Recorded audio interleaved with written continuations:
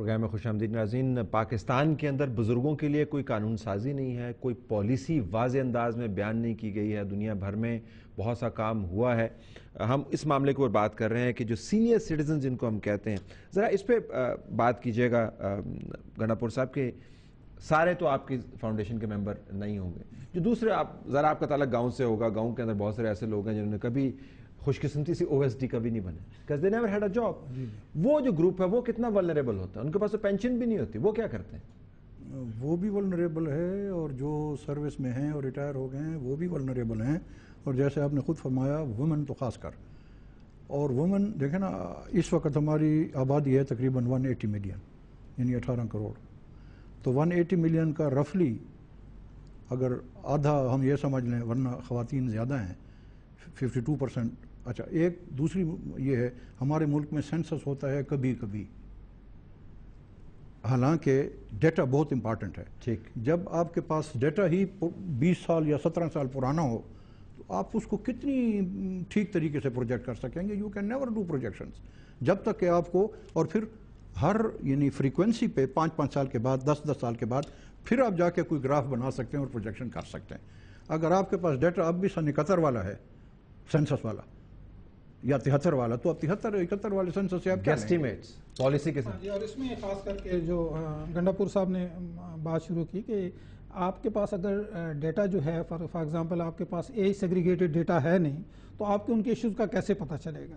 تو بنیادی طور پہ ریسرچ کے لیے بھی اور پلاننگ والوں کے لیے بھی یہ ضروری ہے کہ انہیں پتہ چلے کہ آج ہمارے ہاں بزرگوں کی تعداد کیا ہے، عورتوں کی تعداد کیا۔ عورتوں کے بارے میں آپ فرما رہے تھے، بنیادی طور پر ایک عورت جو ہے یہ ایک مرد کی نسبت 7 سے 8 سال زیادہ عمر پاتی ہے، اور اس کے ایشوز جو ہیں وہ اس حوالے سے زیادہ اہم اس لیے ہیں کہ عورت ایک کیومولیٹو برڈن لے کے اپنی زندگی میں آتی ہے۔ انکم سیکیورٹی کے حوالے میں اس کو جاب کی ایکسیس کا ایشو ہے، ہاں جی، اس کے ساتھ جو معاشرے کے اندر ڈسکریمنیشن ہوتی ہے اس کا ایک ایشو ہے، اور وہ جب اولڈ ایج میں آتی ہے تو وہ سارا کیومولیٹو برڈن لے کے آتی ہے، اس کی ولنریبلٹی جو ہے اور زیادہ بڑھ لیتی ہے۔ اب جنڈر بیسڈ وائلنس کے بہت سارے ایشوز ہیں جن پہ ہم عموماً اس معاشرے کے اندر بات نہیں کرتے، لیکن آگے ایک بوڑھی خاتون جس کا کوئی سرپرست نہیں ہے، اگر اس کے بعد چھوٹے موٹے ایسٹس ہیں تو اس کے بھی ہتھیانے والے بہت سارے لوگ معاشرے کے اندر موجود ہوتے ہیں، تو اس کی انکم سیکیورٹی کے علاوہ اس کی سوشل سیکیورٹی کا بھی بہت بڑا ایشو ہوتا ہے۔ آپ فرما رہے تھے جی کہ وہ لوگ جو بٹے پہ کام کرتا ہے، جو ریڑھی بان ہے، جو دکان چلاتا ہے، جو کھیت کھلیان کے اندر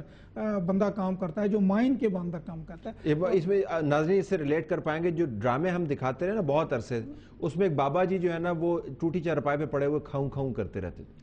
یہ وہ بزرگ ہے جس کی میں بات کر رہا ہوں، تو وہ گزرتے ہوئے بابا جی سے پوچھ لیتا ہے کوئی اس کا بیٹا چاچا بھتیجا کہ جی ٹھیک ہو بابا جی کہ نہیں ٹھیک ہو۔ یہ اس طبقے کی بات کر رہا ہوں جو سب سے زیادہ تعداد میں ہے۔ میں ان کی بات کر رہا ہوں کہ جی چلیں سرکاری ملازمت میں کسی حد تک کسی کو پینشن مل گئی، کارپوریٹ سیکٹر میں اگر اس نے کوئی کنٹریبیوٹری شیئر جو ہے اس کے امپلائر نے دیا ہوا ہے تو وہ اولڈ ایج بینیفٹ کا جو کہ بہت محدود سا ہے اس کا وہ حقدار ٹھہرا۔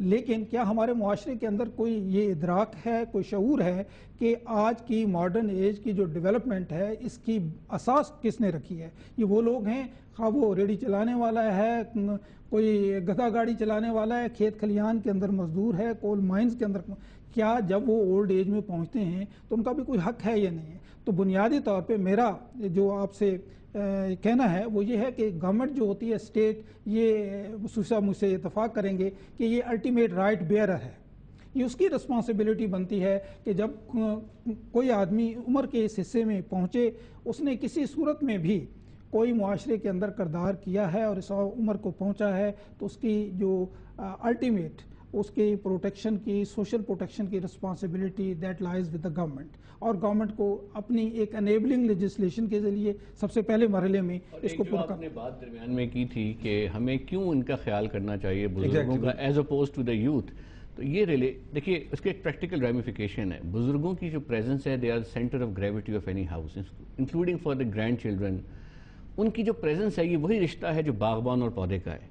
آپ پودے پہ تو گھاس آپ کھاد ڈالنے کو تیار ہیں، باغبان کا خیال کرنے کو تیار نہیں ہے، بیکاز باغبان جو ہے اگر وہ سلامت رہتا ہے تو کیاریوں سے بہت سارے پودے اور جنم لیتے رہیں گے، لیکن ہم باغبان کو بھول جاتے ہیں اور ہم سمجھتے ہیں کہ ہمیں کانسنٹریٹ کرنا ہے ان نئے برڈز پہ جو نکل رہے ہیں. وہ ضرور ہمیں کانسنٹریٹ کرنا چاہیے, ہم اس کو انڈرمائن نہیں کر رہے. ان نئے برڈز نے بھی بعد میں جا کے شروع میں اولڈ سٹیزن ہی بننا ہے. ایگزیکٹلی, ان کی جو اخلاقی تربیت ہے, ان کا اخلاقی قبلہ ہے, اس کی ڈٹرمینیشن جو آج کا بوڑھا ہے وہ کر رہا ہے, وہ اس کا نگہبان کے طور پہ کام کر رہا ہے. اس کی پریکٹیکل ریمیفیکیشن. اچھا, اس میں ایک اچھا خیال یہ بھی آتا ہے, بیفور آئی فورگیٹ, اچھا خیال یہ بھی آتا ہے کہ بزرگوں کے لیے بزرگوں کو لیجسلیٹ نہیں کرنا, بزرگوں کے لیے جوانوں کو لیجسلیٹ کرنا ہے, کیونکہ انہوں نے 10 سال کے بعد یا 20 سال کے بعد نا بزرگ بن جانا ہے. تو اس وقت جو لیجسلیشن کر رہے ہوں گے اس میں وہ اصل میں اپنے لیے ہی کر رہے ہوں گے, اپنے ہی فیوچر کی انشورنس انشور کر رہے ہوں گے.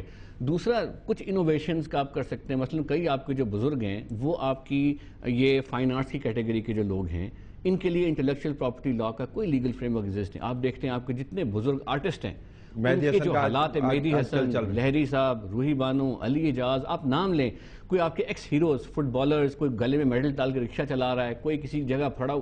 جب آپ ان لوگوں کو دیکھتے ہیں تو آپ کا دل بھر آتا ہے. آپ سوچتے ہیں کہ ان لوگوں نے اپنی زندگی کے بیسٹ مومنٹس آپ کو انٹرٹین کرنے کے لیے. اچھا, لیکن اس میں صرف ایک وضاحت میں کر دوں, میرا اپنا خیال ہے, اور میں یہ چیزیں دیکھ رہا تھا پچھلے دنوں میں, ہمارا دل بھر اس وجہ سے نہیں آتا, عموماً ریاکشن ہے کہ یہ بزرگ ہے. ہمارا دل اس وجہ سے بھر آتا ہے شاید کہ پہلے کتنی شہرت تھی اور اب اس کی حالت کیا ہے.